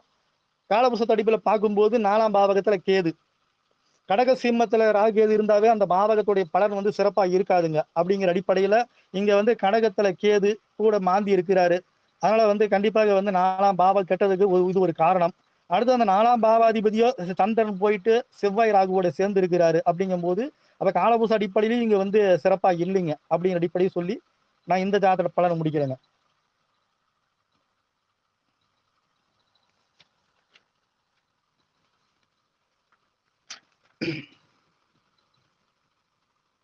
இது வந்து இந்த ஜாதகர் பாத்தீங்கன்னா தாமத திருமணங்கிறது அடியனுடைய கருத்து. ஆனா இந்த ஜாதகருக்கு இப்ப கூட பொருத்தம் பார்த்துட்டு பொருத்தங்கள் இருந்தாலும் கூட வந்து மணப்பெண் வீட்டார் வந்து ஜாதகரை வேண்டாம் வேண்டாம்னு சொல்றாரு. அப்படிங்கிறதுக்கு காரணம் என்ன அப்படிங்கிற மாதிரி ஆய்வு, அடியனுடைய ஆய்வு. திருமண பொருத்தம் தற்போது பாக்குற எப்படி பார்த்துட்டு இருக்கு அப்படின்னு சொன்னா, திருமண பாவகம் சொல்லக்கூடிய 1, 2, 5, 7, 12 இந்த பாவகத்துக்கு இப்ப ஆண் ஜாதகத்துல இந்த பாவங்கள் பலவீனமாக இருந்து பெண் ஜாதகத்துல பலமா இருந்தா சரி பெண் வந்து சமாளிச்சுக்கும் அப்படின்னு சொல்லி அப்படிதான் பொருத்தங்கள் இப்ப கொடுத்துட்டு இருக்கோம். பாவக கொடுப்ப இப்ப பெரும்பாலான ஜோதிடர் அப்படிதான் கொடுத்துட்டு இருக்காங்க. நம்ம சிறியரி ஜோதி வித்யாலயம் மாணவர்கள் அப்படி இல்லைங்கிறது அடியோட கருத்து. இருந்தாலும் பொதுவாக மற்ற ஜோதிடர்கள் பார்த்தீங்கன்னா இங்க அதாவது லக்னாதிபதி பலவீன ஆண் ஜாதகத்தை லக்னாதி பலவீனமா இருந்து பெண் ஜாதக லக்னாதிபதி பலமா இருந்தாங்கன்னா அப்ப இந்த பெண் வந்து அவரை பார்த்துக்கும் அப்படிங்கிற மாதிரி அந்த ஏற்றத்தாழ்வு அடிப்படையில் தான் வந்து பொருத்தம் கொடுக்கப்படும் சொல்றோம். ஆனா அந்த மாதிரி தான் பார்த்து பொருத்தம் இருந்தாலும் கூட இந்த ஜாதகரை மணப்பெண் வீட்டார் வேணாம்னு சொல்றது எனக்கு காரணம் என்னன்னு பார்க்கணும். அப்படிங்கும்போது இங்க அடியன் வந்து அதுக்கு காரணம் என்னவா இருக்கு அப்படிங்கும்போது முதல்ல வந்து அந்த திருமண கொடுப்பனை பார்ப்பங்க. திருமண கொடுப்பனை பார்த்துட்டு அதுக்கப்புறம் அதுல வந்து ஜாதகர் மேல ஏதாவது கம்ப்ளைண்ட் இருக்கா, இருந்தா தானே ஜாதகரை சொல்லுவாங்க அப்படிங்கிற மாதிரி பாக்குறோம். ஸோ அந்த அடிப்படையில் பாத்தீங்கன்னா லக்கணம் வந்து சிம்ம லக்கணம் வச்சுனா 1, 2, 5, 7, 12 இதை மட்டும் பேசுறேன். அதுல பாத்தீங்கன்னா லக்கண பாவகம் சிம்ம லக்கணம் ஆச்சுங்களா. லக்கணம் சிம்ம லக்கணம் அமைந்து லக்னாதிபதி தன் பாவகத்திற்கு முன்ல போய் நீசம் 12ஆம் அதிபதியோடு ஆச்சுங்களா. அப்ப ஜாதகர் இங்க வந்து சிறப்பு இல்லை அப்படிங்கிற கருத்து ஆகிருது. ஜாதகர் இங்க சிறப்பு இல்லை அப்படிங்கிற. ஆனா நீசங்கிறதுக்கு அடியனுடைய அனுபவத்தில் நான் சொல்லக்கூடிய இந்த நீசத்துக்கு என்னன்னா கிரகம் வலிமை இழந்துருச்சுன்னு அடியன் எப்பவுமே சொன்னதில்லை ஆச்சுங்களா. ஏன்னா கிரகங்கள் வலிமை இழக்காது, கிரகங்களை தன்னுடைய செயல்பாட்டை மாற்றி தான் செய்யும் அப்படின்னு சொல்லலாம். அடியன் நீசங்கிற வார்த்தைக்கு முகசொலிக்கும் தன்மை அப்படின்னு சொல்லி நான் புரிதல் வச்சிருக்கேன். அதாவது அதை சூரியன் சொன்னா கௌரவம் அப்படின்னு சொல்றோம்னா அவர் கௌரவமா இருக்க மாட்டார், அவ்வளவுதான். அதாவது பட்டாடை உடுத்த வேண்டியவர் கிழிந்தாடை உடுத்துவார், அவ்வளவுதான் ஆச்சுங்களா. அது மாதிரி வந்து சொல்லலாம். பெரிய பதவியில இருந்தாலும் கூட அந்த பதவிக்கு தகுந்தார் போல் நடந்துக்க மாட்டாரு அப்படிங்கிற மாதிரிதான். ஸோ அந்த நீசங்கிற வார்த்தைக்கு அடியன் வந்து முகம் சுளிக்கும் தன்மை அப்படின்னு சொல்லி அடியன் புரிதல். இந்த அடிப்படையில் சூரியன் ஜாதகரை சொல்லக்கூடிய சூரியன் வந்து இங்க வந்து நீசம் அடைஞ்சிருக்கிறாரு சந்திரனோடு சேரு. இங்க சந்திரன் 12ஆம் அதிபதி சூரியன் இங்க ஒரு பாயிண்ட் இதுலயே முடிஞ்சிருச்சுங்க ஆச்சுங்களா. அதாவது 12ஆம் அதிபதி சந்திரன் அப்படிங்கிறது உடல் காரகன் மனோகாரகன் மட்டுமல்ல, 12ஆம் அதிபதிங்கிறது திருமணத்துக்கு முக்கியமான பாவகம் ஆச்சுங்களா. அதுதான் மெயின். அது இல்லைன்னா தான் இங்க திருமணத்துக்கு மிகப்பெரிய குழப்பம். தாம்பத்திய சுகத்தை சொல்லக்கூடிய பாவகம் 12ஆம் பாவகம். அந்த 12ஆம் அதிபதி அங்க வந்து லக்னத்துக்கு 3ல மறைகிறாருங்கிறதும் அதோட ஜாதகர் இருக்கிறனால ஜாதகர் அதாவது வீரிய ஸ்தானத்துல நல்லா புரிஞ்சுவேன். தன்னுடைய வீரிய ஸ்தானத்துல ஜாதகர் முகசுளிக்கும் தன்மையா இருக்கு. எதுல முகசுளிக்கும் தன்மை அப்படின்னு பார்க்கும்போது தாம்பத்திய வாழ்க்கையில முகசுளிக்கும் தன்மையா இருப்பாரு அப்படின்னு சொல்றோம். அப்படி இருந்துகிட்டு அவர் எங்க பாக்குறாரு, 7ஆம் அதிபதி களத்துல தப்பாரு, களத்திலும் இவரை பாக்குது ஓகேங்களா. அப்ப இந்த ஜாதகருக்கு நம்ம சொன்ன மாதிரி பெரும்பாலான ஜோதிடர் கொடுக்கிற மாதிரி பாவகம் இங்க பலவீனமா இருந்து பலமா இருந்தா பொருத்தம் கொடுத்தாலும் ஏன் கொடுக்கலங்கிறது அடியனுடைய ஆய்வுல தெரிந்து கொடுப்பன. ஜாதகருக்கு வந்து திருமண வாழ்க்கையில அந்த வரக்கூடிய கலத்தரத்தை தாம்பத்திய அடிப்படையில் திருப்திப்படுத்த முடியாதுங்கிற அடிப்படை தான். அது காரக்கோள் பாத்தீங்கன்னா சுக்கிரன் வந்து நீசம். இங்க காரக்கோள் சுக்கிரன் நீசம் ஆச்சுங்களா. அடுத்தது வந்து அதே மாதிரி இங்க 7ஆம் அதிபதி சனியும் நீசம் தான். அப்ப வந்து வரக்கூடிய கலத்திரமும் இங்க வந்து சரியா இருக்காது அப்படிங்கிற அடிப்படை இருக்கு. அப்ப இந்த ஜாதகருக்கு முதல்ல ஜாதகர் தன்னுடைய அந்த தாம்பத்திய வாழ்க்கை கொடுக்க முடியாத அடிப்படையும் அதை பெற்றுக்கொள்ள முடியாத மனைவிங்கிற அடிப்படையில் முதல்ல இருக்கு. ஆனா அங்க பாத்தீங்கன்னா குருவும் செவ்வாயும் பரிவர்த்தனை. அப்ப இங்க வந்து மனைவி இங்க தப்பிச்சிடுறாங்க, களத்திரம் வந்து தப்பிச்சிருது ஆச்சுங்களா. அவங்க வந்து அங்க சேஃப் ஆயிடுறாங்க, வலிமை நல்லா இருக்கு அப்படின்னு சொல்லலாம் ஆச்சுங்களா. பட் ஏன்னா ஜாதகர் இந்த நிலை அப்படிங்கிறதுனால இது ஒண்ணு சொல்லலாம். இது அப்படியே வந்து காலபுருஷத்தை கொண்டு போனீங்கன்னா தெரியும். 6ஆம் பாவகத்துல சுக்கிரன் முதல்ல ஜாதகரே பாத்தீங்கன்னா கலசரஸ்தானமான 7ஆம் பாவத்துல அந்த நிலை பெறாரு ஆச்சுங்களா. லக்கண அடிப்படையில் வீரிய ஸ்தானமாக செயல்படக்கூடியது அவருடைய காலபுருஷத்துடைய 7ஆம் பாவம் திருமண வாழ்க்கையை சொல்லக்கூடிய பாவகமாக செயல்படுது ஆச்சுங்களா. சந்திரன் அவருடைய ஆரோக்கிய அதிபதி, அதாவது காலபுருஷருடைய 4ஆம் அதிபதி. அப்ப ஆரோக்கியம், அப்ப நான் சொன்ன அந்த தாம்பத்தியத்தை கொடுக்க ஆரோக்கியம் அப்படிங்கிறது அவருக்கு இல்லைங்கிறது அந்த காலபுருஷத்துக்கும் சொல்லுது.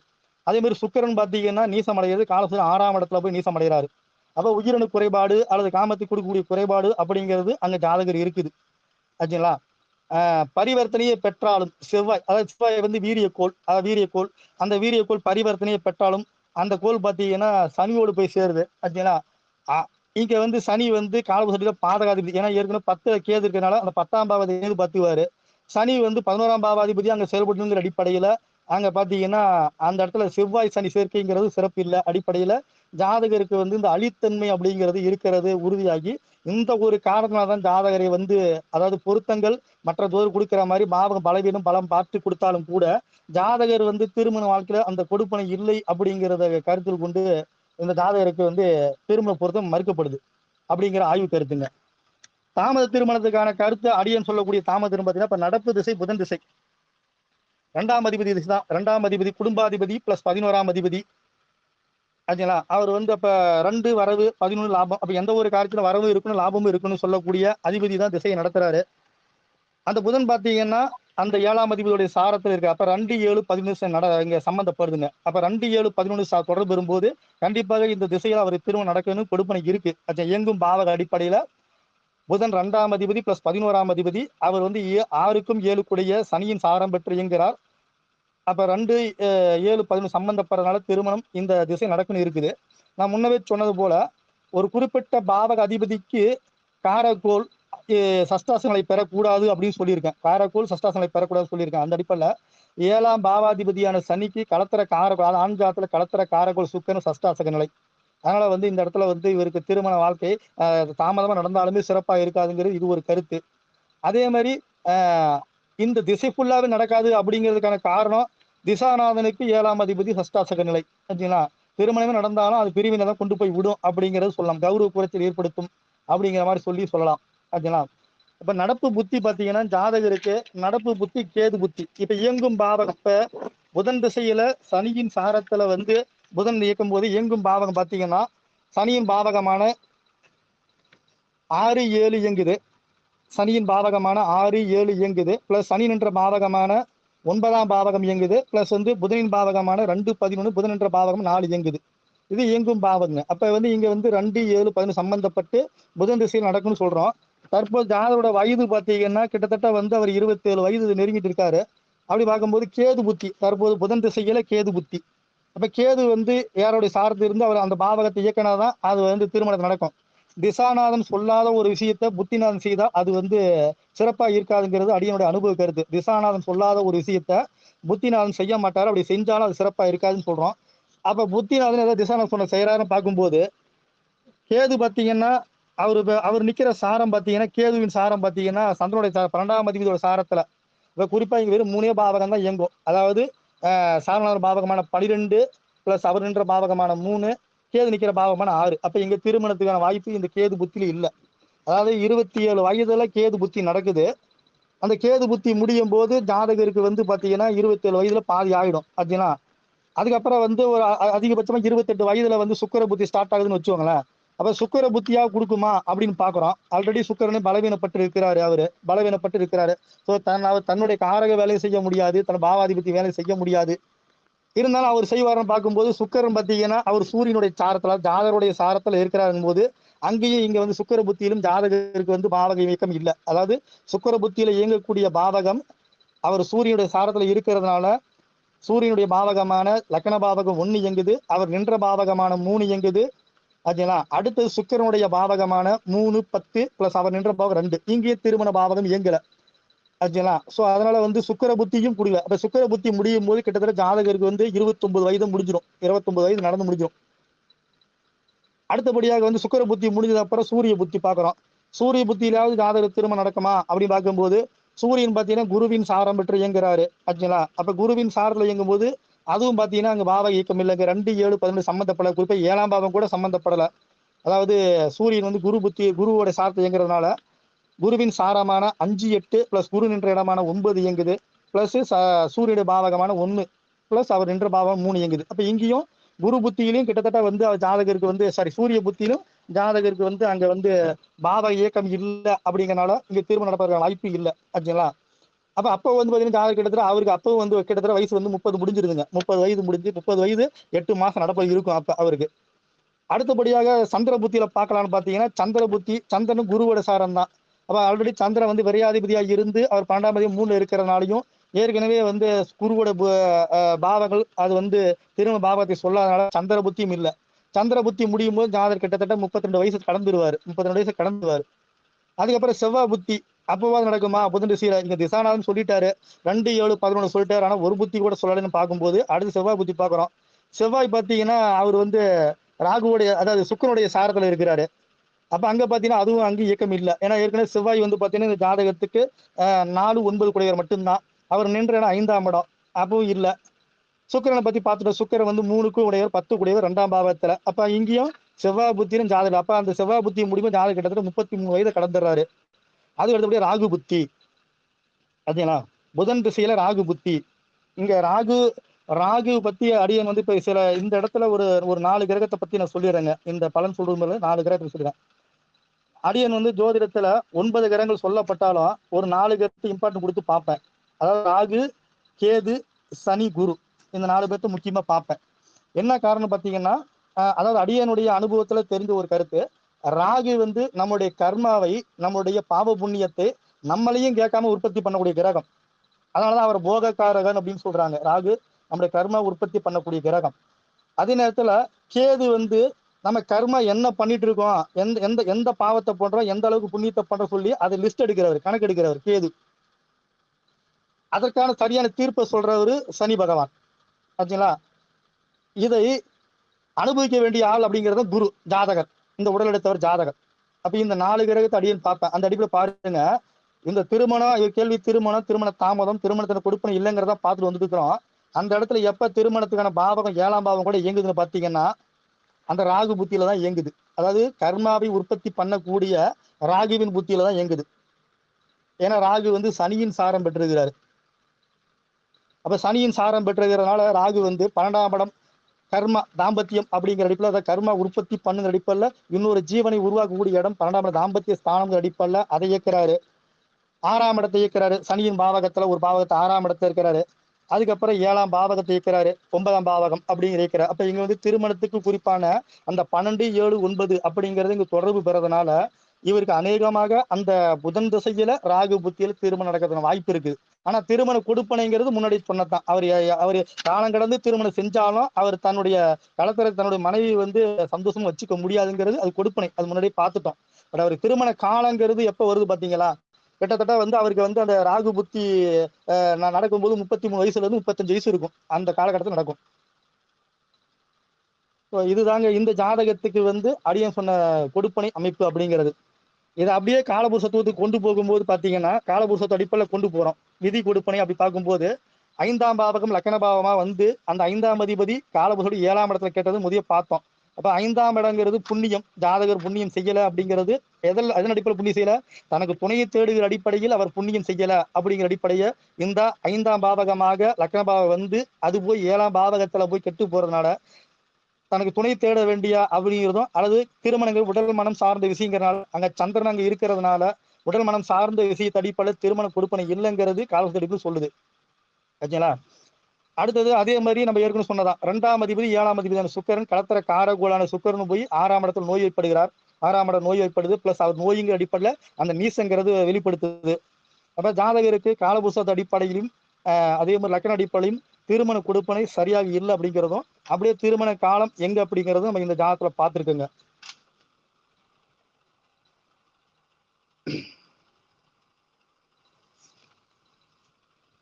அடுத்த ஜாதகம் ஒரு பெண்ணின் ஜாதகம். இது வந்து கடந்த வாரம் பார்த்த ஜாதகங்க. ஐயா பொன்சுனையாவுக்கு தெரியும். என்கிட்ட வரக்கூடிய ஜாதகம் எல்லாம் மேக்சிமம் வந்து பலனை வெளிப்படுத்த முடியாது. ஜாதகத்தை வந்து பலனை வெளிப்படுத்த முடியாத ஒரு கிரிட்டிக்கலான ஜாதகமா தான் வரும். அந்த அடிப்படையில் வந்து இது ஒரு கிரிட்டிக்கலான ஜாதகம். என்னன்னா இந்த பெண்ணுக்கு வந்து திருமண பொருத்தம் பார்த்ததும் அடியன் தான். ஆனா பார்க்கும்போது சொல்லிட்டேன், புத்திர பாக்கியத்தை கொஞ்சம் தள்ளி போடுங்க அப்படின்னு சொல்லி சொன்னேன். ஏன்னா அந்த பொண்ணுக்கு திருமணம் இது காதல் திருமணங்களால அந்த குறைந்த வயதிலே காதல் திருமணம் பண்ணிட்டாங்க. ஆனா புத்திர பாக்கியத்தை வந்து கொஞ்சம் தள்ளி போடுங்கன்னு சொன்னேன், கேட்கல. ஏன்னா இந்த ஜாதகத்துல அந்த குழந்தை பிறப்புங்கிறது இறப்பை சந்திக்கும் அப்படிங்கிற அமைப்பை வந்து அடியன் வந்து அன்னைக்கு பொருத்தம் பார்க்கும்போது கண்டுபிடிச்ச விஷயம். அந்த சம்பவமும் நடந்துருச்சு. போன வாரம் வந்து குழந்தை பிறந்தவுடன் இறந்திருக்கு அப்படிங்கிறதையும் நான் சொல்லிக்கிறேன். அப்ப இந்த ஜாதகத்துல அதுக்கான அமைப்பு என்ன, அந்த கொடுப்பனை என்ன அப்படின்னு பாக்குறோம். ஆச்சுங்களா? லக்கணம் வந்து மீன லக்கணம், ராசியும் மீன ராசி. ஆச்சுங்களா? 5ஆம் பாவகம்ங்கிறது காலபுருஷ 4ஆம் இடமாக வரக்கூடிய கடகம். புத்திரஸ்தானம், புத்திரஸ்தானாதிபதி சந்திரன். ஜாதகர் வந்து பாத்தீங்கன்னா குரு. ஜாதகர் வந்து பாத்தீங்கன்னா பாதக ஸ்தானத்துல தன்னுடைய புத்திர தானா இருக்கிறது. குழந்தைக்கு பாதகத்துல ஜாதகரும், ஜாதகருக்கு பாதகத்துல குழந்தையும் இருக்கு அப்படிங்கிற அடிப்படை ஒண்ணு. அதே மாதிரி 5ஆம் பாவகத்துல பாத்தீங்கன்னா விரையாதிபதி இருக்கிறாரு. அந்த குழந்தை இறந்த நாளன்று மாந்தி வந்து மகரத்துல இருந்து அந்த 5ஆம் பாவகத்தை பார்க்கிறாரு. இங்க இந்த சனி அப்படிங்கிறவரு இந்த இடத்துல சனி 5ஆம் பாவத்தின்ற சனி அப்படின்னு பார்க்கும்போது முதல்ல சனி எடுத்துக்கிறேன். சனி பார்த்தீங்கன்னா 5ஆம் பாவகத்துக்கு 8ஆம் அதிபதி, அதாவது குழந்தைக்கு ஆயுள் ஸ்தானாதிபதி. அவர் 5க்கு 8ஆ வருவாரு. அப்ப அந்த 8ஆம் 5ஆம் இடத்துல குழந்தையை சொல்லக்கூடிய இடத்துல சனி இருக்கிறதுனால, அது குழந்தையோட ஆயுளை சொல்லக்கூடிய சனி இருக்கிறதுனாலையும் அதை மாந்தியின் தொடர்பு ஏற்படுறதுனால கண்டிப்பா வந்து இந்த குழந்தை இறப்பு ஏற்படும் அப்படிங்கிறது இந்த விதி கொண்டுதான் அடியேன் அன்னைக்கு சொன்னது.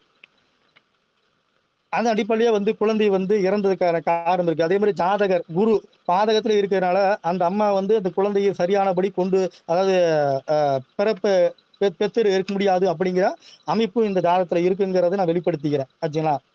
இது காலபூசத்து அடிப்படையில் எப்படி பொருந்துது அப்படிங்கிறதையும் பார்ப்போம். ஆச்சுங்களா? ஏற்கனவே சொன்னது போல காலபூச 5ஆம் அதிபதியான சூரியன் பார்த்தீங்கன்னா 3ல இருக்கிறாரு. அவர் 3ல இருக்கிறாரு. ஆச்சுங்களா? அதாவது குழந்தையின் ஆயுளை சொல்லக்கூடிய சனி, அதாவது பாதகாதிபதி, காலசூரி பாதகாதிபதிக்கு விரயத்துல. ஆச்சுங்களா? அப்ப பாதகாதிபதிக்கு விரயத்துல 5ஆம் அதிபதி. அப்ப 2, 12 அமைப்பு. அப்ப இந்த அடிப்படையிலையும் அந்த ஜாதகிக்கு வந்து குழந்தை பாக்கிய கொடுப்பனை சிறப்பு இல்லை அப்படின்னு இருக்கு. ஆச்சுங்களா? அதே மாதிரி ஜாதகர் வந்து ஜாதகரே வந்து புத்திர காரகோளா இருந்து காலபுருஷ அடிப்படையிலான 6ஆம் இடத்துல கேது கூட சேர்ந்து இருக்கிறதுனால கண்டிப்பா வந்து இந்த ஜாதகிக்கு குழந்தை பாக்கிய கொடுப்பனை காலபுருஷ அடிப்படையிலும் கிரகங்கள் சுட்டி காட்டக்கூடிய காரகிரகம் சுட்டி காட்டக்கூடிய கொடுப்பனை அடிப்படையிலும் இந்த குழந்தை பிறந்தவுடன் இறக்கும் என்பதை அடியன் வந்து அன்னைக்கே தெரிவித்தேன். இது நடந்தது. அதுக்கான திசையை பார்த்தா சனி திசை தான். பார்த்துக்கோங்க.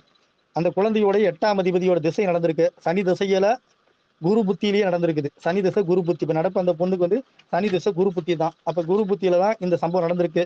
அதுக்கு காரணம் அதான் பாதிக்கப்படும் பாவமா எடுக்கலாம். இப்ப இது ஒரு பாதிப்பு, குழந்தை இறப்பு பாதிப்பு அப்படிங்கறனால இப்ப நான் புத்திநாதனை மென்ஷன் பண்ணி சொல்றேன். புத்திநாதன் நின்ற இடத்துக்கு 2, 6, 8 பாதிக்கும் அப்படிங்கிற அடிப்படையில குரு நின்ற இடத்துக்கு 2ஆம் இடமா வர்றது பாத்தீங்கன்னா குரு நின்ற இடத்துக்கு 2ஆம் இடமா வர்றது லக்கண அடிப்படையிலான 2ஆம் இடம், 2ஆம் பாவகம். ஆச்சுங்களா? நான் பாதிக்கும்படி பாவம் சொல்லிடுறேன். குரு நின்ற இடத்திற்கு 2ஆம் இடமா வர்றது பாத்தீங்கன்னா லக்கண அடிப்படையிலான 8ஆம் பாவகம். 6ஆம் இடமா வர்றது 12ஆம் பாவகம். 8ஆம் பாவமா வர்றது லக்கண அடிப்படையில 2ஆம் பாவகம். இது வந்து ஜாதகருக்கான அமைப்பு சொல்லுது. ஆனா இது எப்படி குழந்தைக்கு பாதிப்பு அப்படிங்கும்போது பார்த்தாவே தெரிஞ்சிடும். குரு நின்ற இடத்துக்கு 2ஆம் பாவகமா வரக்கூடிய லக்கண அடிப்படையிலான 8ஆம் பாவகம் சொல்லக்கூடிய துலாம் அந்த குழந்தை, அதாவது 5ஆம் இடத்தில் 4ஆம் பாவம் சுகபோக ஆரோக்கிய ஸ்தானம். அப்ப குழந்தையின் ஆரோக்கியம் சிறப்பு இல்லைங்கிறது அங்க. குரு நின்றத்துக்கு 2ஆம் இடம் குழந்தையின் ஆரோக்கிய ஸ்தானம், அது சிறப்பு இல்லை. அடுத்தது 6ஆம் பாவம், குரு நின்றத்து 6ஆம் பாவம் வரக்கூடியது லக்கண அடிப்படை 12ஆம் பாவமா இருந்தாலும் அது வந்து அந்த குழந்தையின் 8ஆம் பாவம் ஆயுள் ஸ்தானம். அப்ப குழந்தையோட சுகபோக ஆரோக்கியம் பாதிக்கப்படுது, பிளஸ் வந்து ஆயுளும் பாதிக்கப்படுது அப்படிங்கிறத தெரிவிச்சுக்கிறேன். அதே நேரத்துல அந்த 8ஆம் பாவகமா வர்றது குழந்தையோடைய கர்மஸ்தானம். அப்ப இந்த பிறப்பு கர்மா வந்து இந்த பூமியில பிறக்க கூடாது அப்படிங்கிறத அந்த ஜாதகி, அதாவது தாயார் செய்த கர்மவினை அடிப்படையில் நியமிக்கப்பட்டிருக்குது அப்படிங்கிறத சொல்றேன். ஸோ இதுதான் வந்து இந்த பாதிப்புக்கான காரணம். இந்த ஜாதகத்துல குழந்தைக்கான கொடுப்பனை அப்படிங்கிறது அடியனுடைய கண்டுபிடிப்புங்க, ஆய்வுங்க. பொதுவா வந்து நம்ம வந்து ஜாதகத்துல வந்து இந்த பாலாஷ்டம் அப்படிங்கிற ஒரு விதியை சொல்லுவோம். குழந்தைக்கு பாலாஷ்டம் அப்படி சொல்லி சொல்லுவோம். அது அது அது புரிதல் என்னன்னா, பாலாஷ்டம் அப்படிங்கிற அந்த பாதிப்பு ஏன் தருது அப்படிங்கிறது அடியனுடைய புரிதல் என்னன்னு பாத்தீங்கன்னா, 12 வயசு வரைக்கும் ஜாதகத்துல ஒரு குழந்தையோட ஜாதகத்துக்கு 12 வயசு வரைக்கும் அந்த குழந்தையோட ஆயுள் மட்டும் ஆரோக்கியம் தான் பேசும். மற்றபடி வேற எதுவும் பேசாது அப்படிங்கிறது அனைவரும் தெரிந்த ஒன்று. மேக்சிமம் ஆரோக்கியத்தை பேசும் அல்லது ஆயுள் பலத்தை பேசும் அப்படிங்கிறது அனைவரும் தெரிஞ்ச ஒண்ணு. அந்த அந்த 12 வயசை பிரிச்சு பார்க்கணும். அதாவது முதல் 4 வருடம் தாயார் செய்த கர்மவினை, முதல் 4 வருடம் அந்த குழந்தை பிறந்ததுல முதல் 4 வருடம் தாயார் செய்த பாவ புண்ணிய கணக்கு அடிப்படையில் தான் அந்த குழந்தையோட வாழ்வாதாரம் தீர்மானிக்கப்படும். அடுத்த 4 வருடங்கிறது தந்தையார் செய்த கர்மவினை அடிப்படையில் தீர்மானிக்கப்படும், பாவ புண்ணிய அடிப்படையில. அடுத்த 4 வருடங்கிறது 2 பேர்த்து, அதாவது அப்பா அம்மா 2 பேர்த்துடைய அதாவது அப்பா அம்மா, அதாவது பாட்டனா பாட்டி 2 பேர்த்து வகையில் இருக்கக்கூடிய பாட்டனா பாட்டி அவருடைய அடிப்படையில் கர்மவினை அங்க தீர்மானிக்கப்படும் அப்படிங்கிறதான் இந்த இடத்துல வந்து பாலாஷ்டம். அந்த அடிப்படையில் இங்க தாயாருடைய புண்ணிய பலம் சிறப்பு இல்லை. ஏன்னா நல்லா பாத்தீங்கன்னா அந்ததான் சொன்ன மாதிரி அவங்க வந்து காலபுசடிப்பு 6ஆம் இடத்துல இருக்கிறதும் கேதுவோட இருக்கிறதும் தன் பாவகத்துக்கே பாதகம் தனக்குத்தானே பாதகம் செய்யக்கூடிய இடத்துல இருக்கிறதுனாலையும் அங்க வந்து இந்த ஜாதகர் அதே மாதிரி 5ஆம் அதிபதியான சந்திரன் அவரு வந்து ஜாதகருக்கு பாதகத்துல இருக்கிறனால தாயாருடைய புண்ணிய பலன் அந்த குழந்தைக்கு போய் சேரல. அதாவது தாயாருடைய புண்ணிய பலன் சொல்லக்கூடிய கிரகம் சந்திரன், அதுவே இந்த ஜாதருடைய குழந்தையை சொல்லக்கூடிய அதிபதியும் கூட. அப்ப வந்து அதுக்கு பாதகத்துல இந்த அம்மா இருக்காங்கனால அந்த பாலா சொல்லக்கூடிய விதிங்கிறது இங்க பொருந்தி வருது. முதல் நாளோட கர்மவினைங்கிற அடிப்படையில இங்க சிறப்பு இல்லை. அதே நேரத்துல கோச்சார சனி, அதாவது ஜென்ம சனி, கோச்சார சனி, 7.5 சனியோட விளக்கம் பார்த்தீங்கன்னா, சனி பகவான் வந்து அதாவது கோச்சார இடங்களில் பொதுவா வந்து நட்பு கிரகத்தின் மேல் பயணம் செஞ்சா நல்லது செய்யும், பகை கிரகத்தின் மேல பயணம் செஞ்சா கெடுதல் செய்யுங்கிறது அனைவரும் அறிந்த ஒன்று. அந்த அடிப்படையில் இங்க கோச்சார அதே பாவர் மேல பயணம் செஞ்சாலும் பாவத்தை செய்வார் அப்படிங்கிறது தெரிஞ்ச ஒண்ணு. ஏன்னா கோச்சார பலன் இப்படி கோச்சாரம் மட்டும் இல்ல, ஒரு சம்பவம் ஒரு பலன்கிறது கிரகங்களுடைய தொடர்புனாலதான்.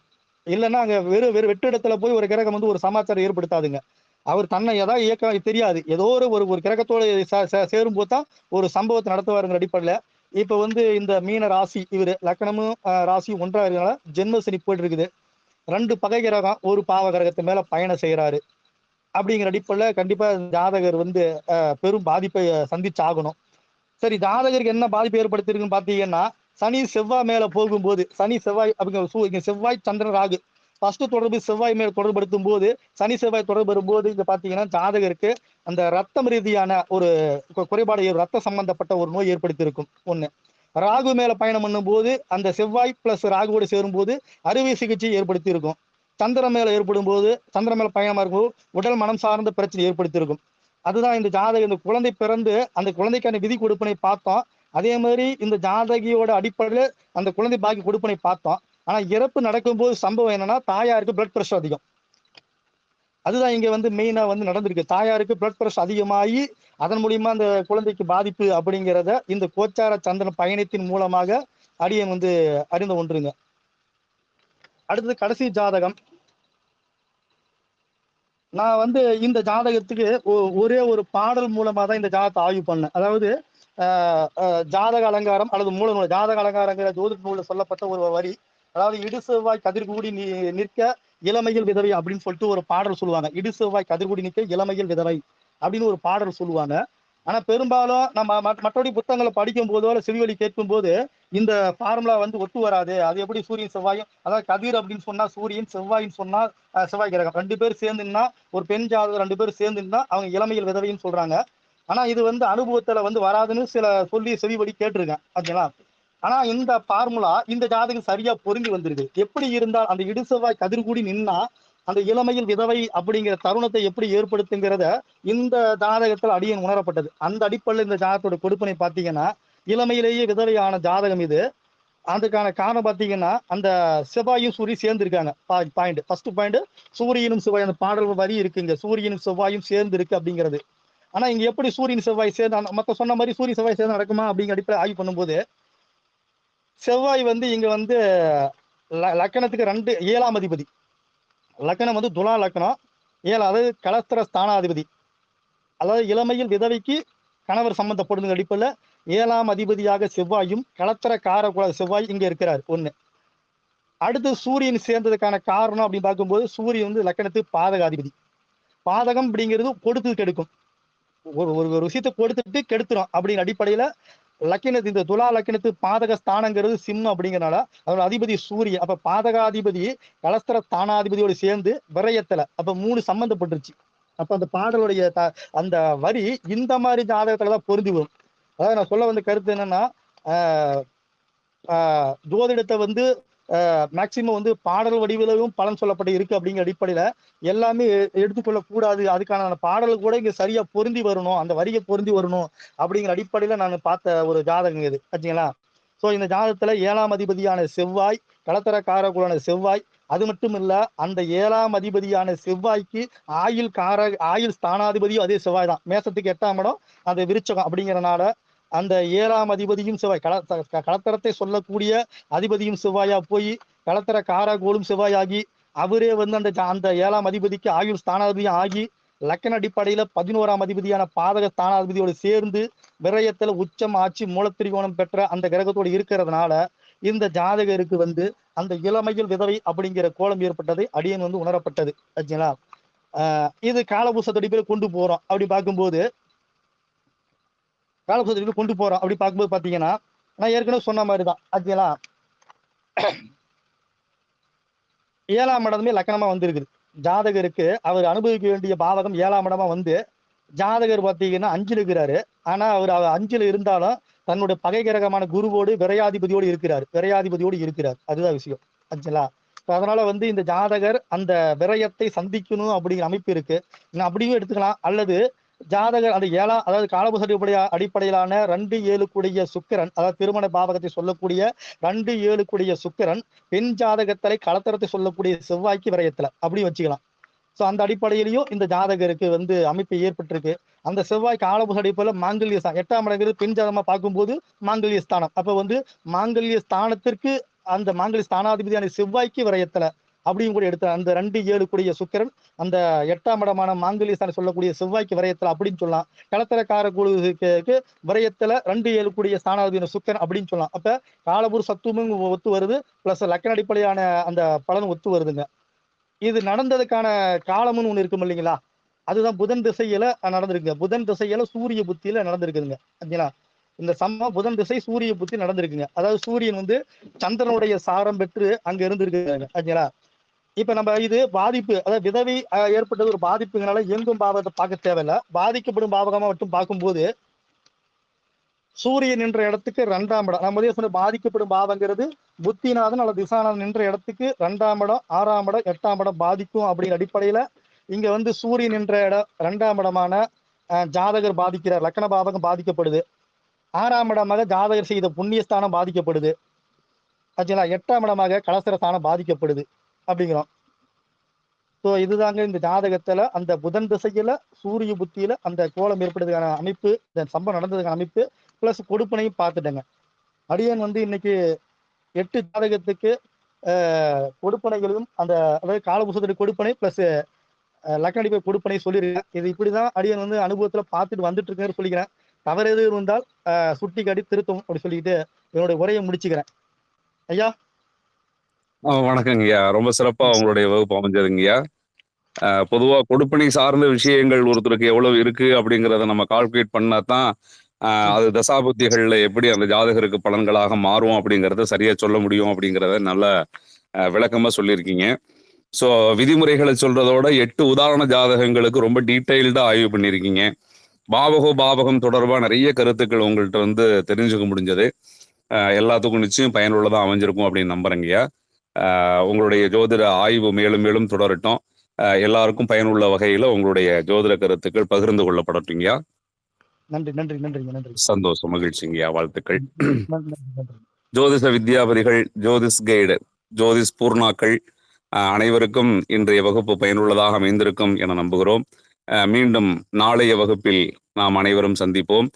நாளை சனிக்கிழமை வகுப்பு வழக்கமாக விடுமுறை என்ற போதும் இந்த வாரத்தில் ஒரு வகுப்பானது 2 வகுப்புகளாக ஒரு ஜோதிஷ் பூர்ணா அவர்கள் எடுத்ததன் காரணமாக அவருக்கு கொடுக்க வேண்டியதா இன்றைய தினம் பேச வேண்டிய ஒரு கொடுத்த அந்த வகுப்பை நாளைய தினம் எடுப்பதற்காக நாம் முயற்சித்திருக்கிறோம். ஆகவே நாளைய தினமும் வகுப்பு இருக்கிறது என்பதை குறித்து கூறிக்கொண்டு நாளைய தினமும் அனைத்து ஜோதிஷ் பூர்ணாக்களும் வருகை புரிந்து பயன்பெற வேண்டுமாய் அன்புடன் கேட்டுக்கொள்கிறேன். நன்றி, வணக்கம்.